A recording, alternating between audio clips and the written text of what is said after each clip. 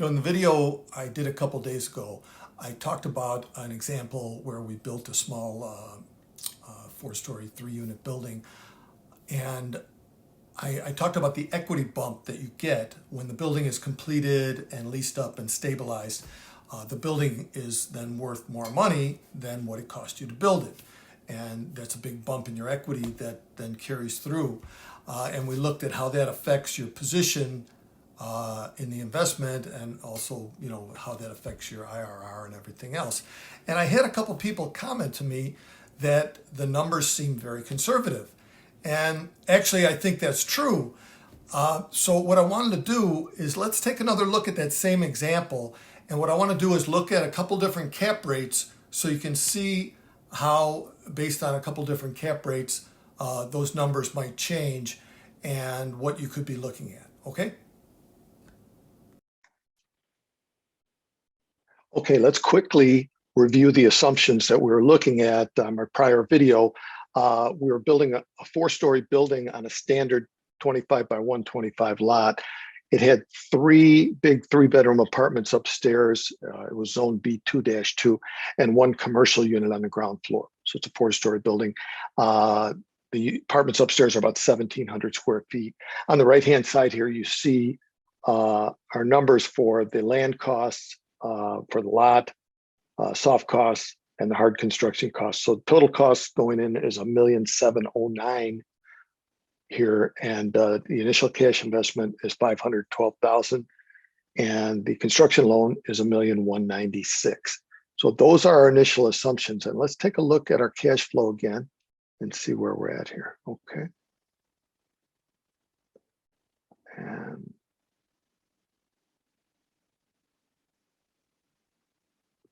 just bear with me a second here. Okay, so here's our cash flow, and you see on the top, you see the rental numbers that we talked about last time.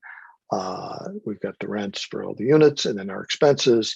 So in the middle, then you've got your annual operating income at 142,000, annual operating expense at 42,720, and that gives you your annual net operating income at 99,480. And once again, our total cost into this is $1,709,000. That gives us an actual capitalization rate of 5.82%. And I said in the prior video, I said that that's a really good cap rate for a brand new building like this. And that's probably a bit of an understatement, I think, because anybody who is an investor in multifamily buildings on the north side of Chicago and in any desirable neighborhood would know that this you could never buy a building like this for this price. You would have to pay much more, which means the cap rate would be considerably lower than that.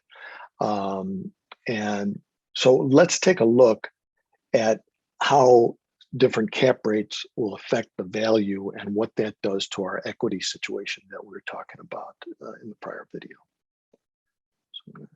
So, and here we have, whoops, I'm sorry, bear with me here.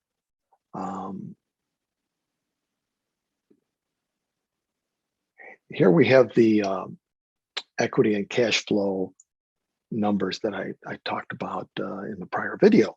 So again, our total cost is $1,709,000 right here. And then I said that for our completed value, I came up with this number of $1,942,000. And the way I did that, I said that for the value, you would be building it at a 12% discount from the finished and stabilized value. Stabilized means all leased up and everything, right? And so I divided this $1,709,000 by 0.88, and I got this $1,942,000.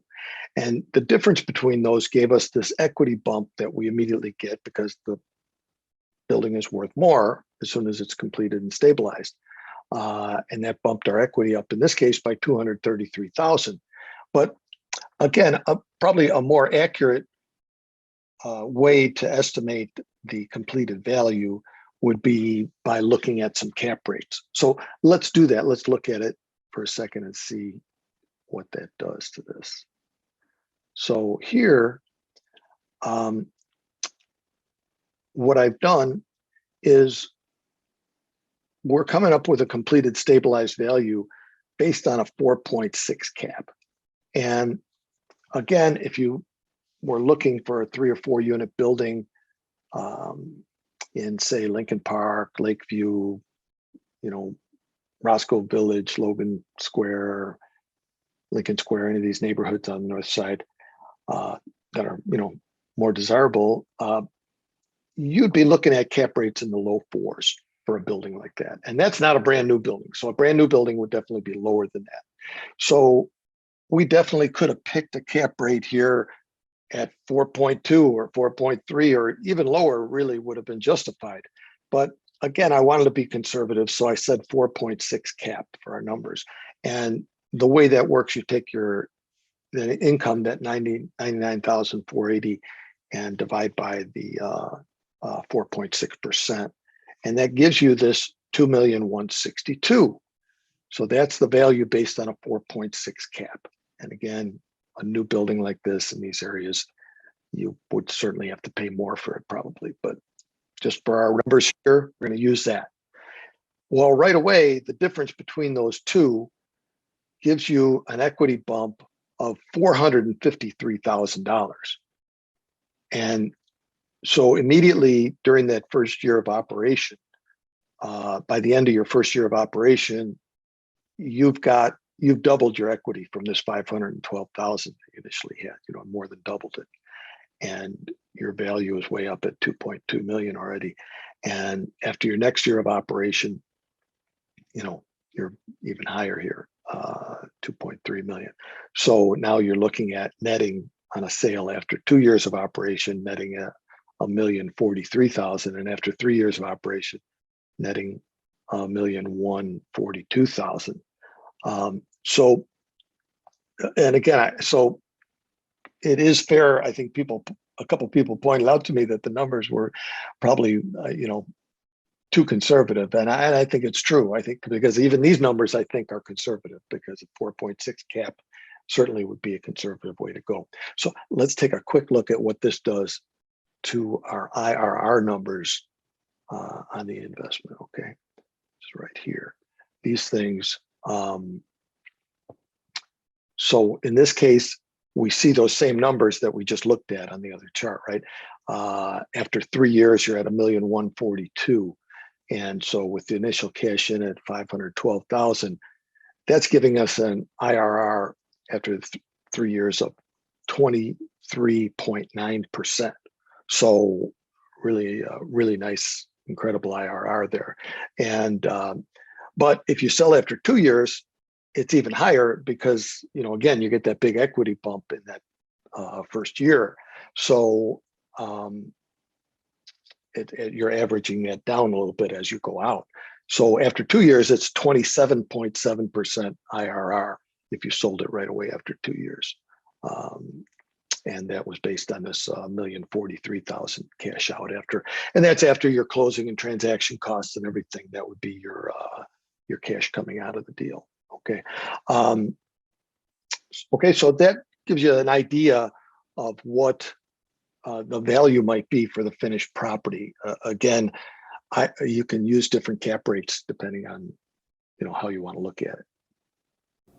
So that's just a quick overview to show you how your values are going to change based on assuming a different cap rate when you come up with the value for the completed building.